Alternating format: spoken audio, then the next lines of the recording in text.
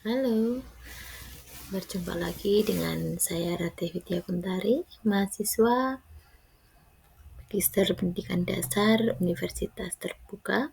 Kali ini saya akan menyampaikan tentang tugas diskusi 3 semata kuliah studi komparatif pendidikan dasar di berbagai negara.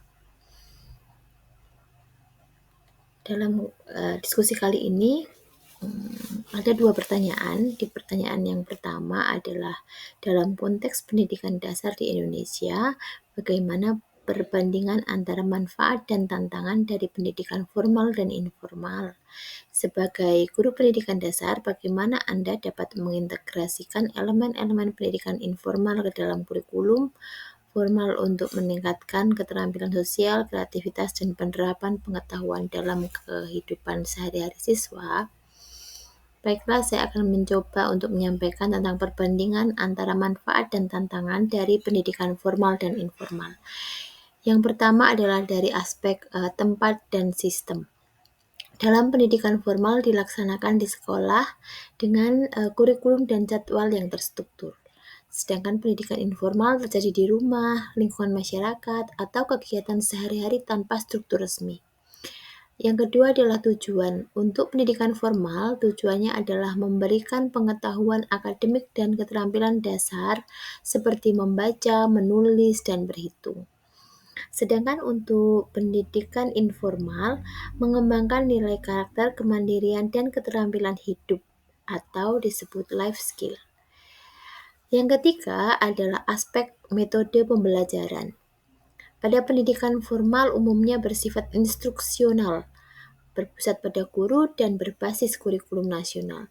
Sedangkan untuk pendidikan informal bersifat fleksibel, berpusat pada pengalaman dan berbasis aktivitas nyata. Sedang aspek selanjutnya adalah kelebihan atau manfaat. Di pendidikan formal, manfaatnya adalah memberikan dasar akademik yang kuat, menjamin keseragaman kompetensi nasional, memiliki sistem evaluasi dan sertifikasi yang jelas.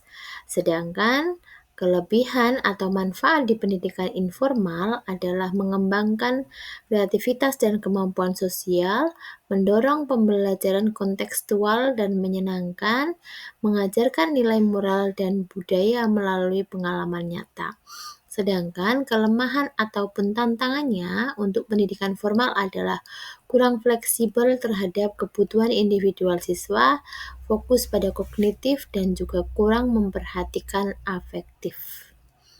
Sedangkan untuk kelemahan pendidikan formal adalah tidak memiliki sistem evaluasi terstandar, kualitas pembelajaran tergantung lingkungan dan peran keluarga.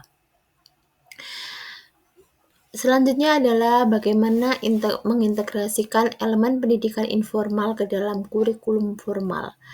Dalam hal ini, integrasi pendidikan informal ke dalam kurikulum formal dapat dilakukan melalui beberapa hal. Yang pertama, pembelajaran berbasis proyek atau project based learning, dengan melibatkan siswa dalam kegiatan nyata seperti eksperimen IPA, proyek kebersihan sekolah, atau membuat karya seni dari bahan daur ulang. Yang kedua adalah kegiatan kolaboratif dan bermain edukatif, di mana dalam hal ini dapat menggunakan permainan simulasi atau drama yang mengajarkan nilai kerjasama, empati, dan juga komunikasi.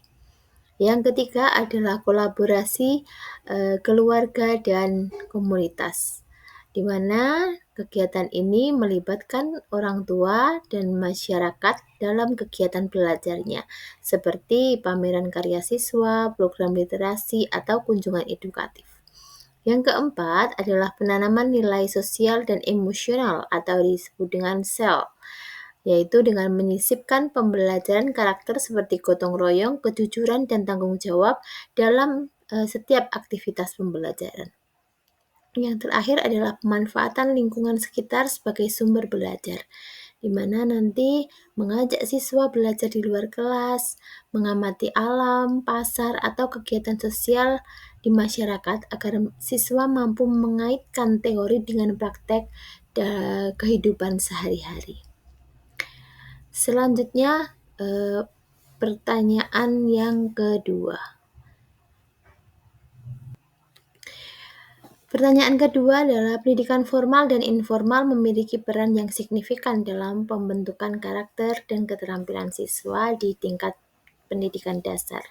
Namun di Indonesia masih banyak anak-anak yang mengalami kesenjangan dan akses terhadap pendidikan formal. Sebagai guru, bagaimana Anda berperan dalam mengatasi tantangan ini, terutama untuk siswa yang mungkin memiliki keterbatasan akses terhadap pendidikan formal?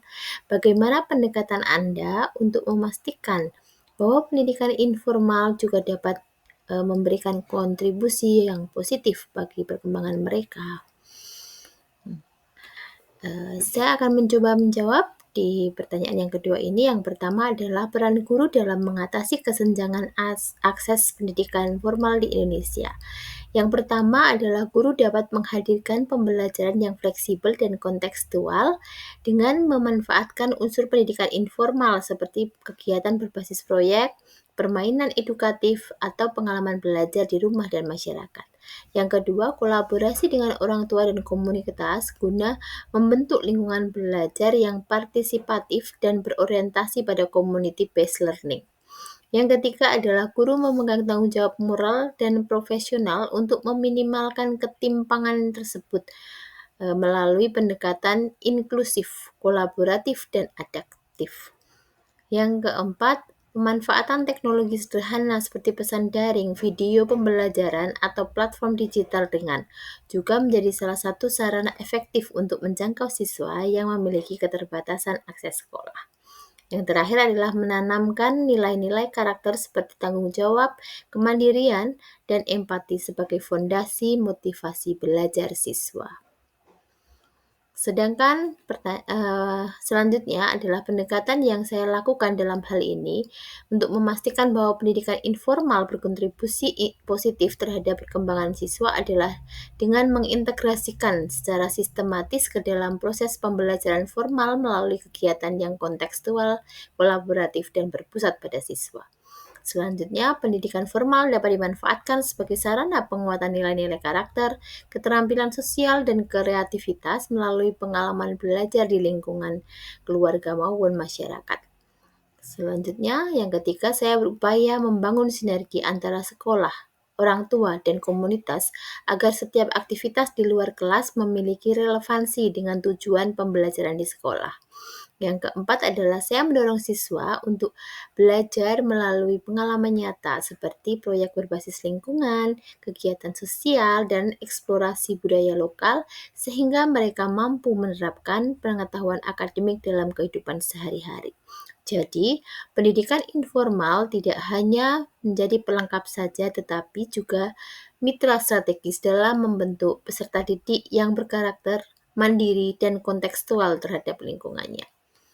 Demikian, terima kasih dan sampai jumpa di tugas selanjutnya.